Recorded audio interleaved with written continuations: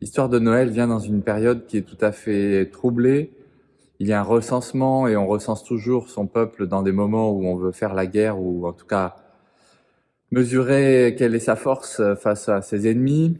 Il y a toute cette haine d'Hérode qui massacre les premiers-nés des Juifs comme Pharaon avait massacré les premiers-nés des Hébreux.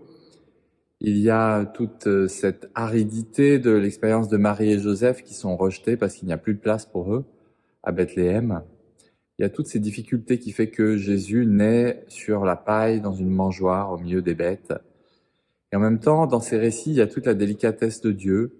Dieu qui prévient par des anges Joseph de bien traiter son épouse, de ne pas être vexé de la situation, qui le prévient aussi de partir en Égypte pour assurer la sécurité de sa famille. Tous ces anges, ces bergers, ces rois qui viennent et chacun, dans leur délicatesse, apporter quelque chose pour que cette situation soit belle et bonne et non pas seulement tragique.